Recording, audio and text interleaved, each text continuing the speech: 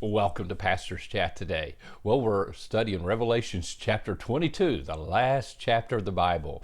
Now, when we were in Revelation 21, we saw the holy city, the great city of God, come down out of heaven, and we had some description of those foundations of that city, the 12 foundations that are named after the 12 tribes of Israel, the 12 gates of the city named after the 12 apostles, the old covenant and the new covenant combined.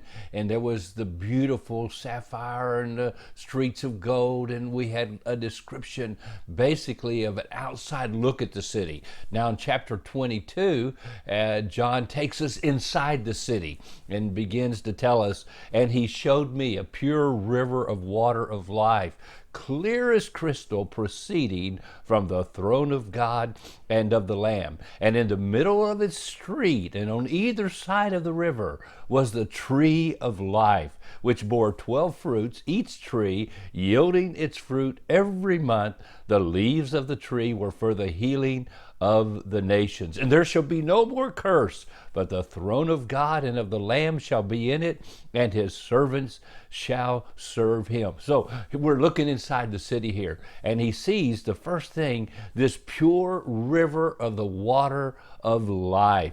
And of course, this is reminding us of going back to Genesis 1 and seeing the Garden of Eden. Now, I couldn't help but think how the Bible is such an amazing book. So it begins with a story, and we mentioned this yesterday, of a garden at Eden, and there's a river in that garden. It divided into 4 rivers, Euphrates, etc., and Tigris. But here we see this one river coming out of the throne of God in the middle of the city. There's the throne of God. There's this river coming out from underneath the throne. And then on either side of the river, there's the street, a beautiful street it must be. And this tree of life is being grown. 12 manner of fruit are being born.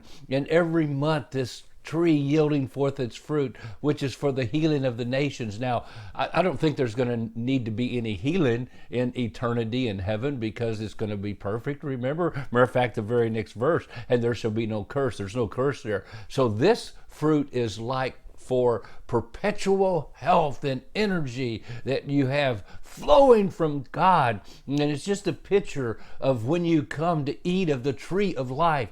Because remember, in the Garden of Eden, there were 2 trees, the tree of the knowledge of good and evil and the tree of life. And right in the middle of the garden, it said, and then Adam and Eve were told, don't eat of the tree of the knowledge of good and evil. The day you eat of it, you will surely die. So they were forbidden to eat of that. And then they were actually not able to eat of the tree of life, because an angel was placed there guarding that tree from even being eaten of. But now in heaven, we are able to come to this same tree. I believe this is the same tree that was planted in the Garden of Eden, because it's the tree of life.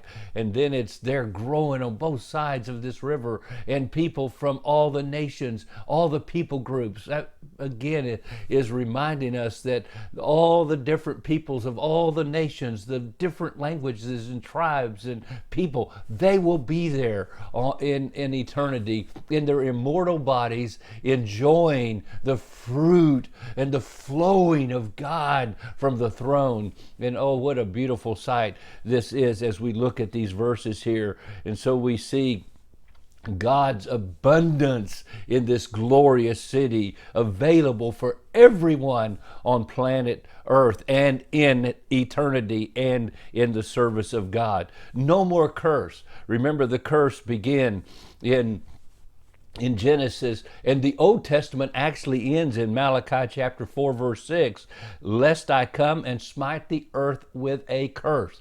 It looks like in some translations, or the very last verse, the very last word of the book of the Old Testament is the word curse. And so now as we come to Revelation 22 and we're looking in eternity, oh, don't you love it? And there shall be no more curse.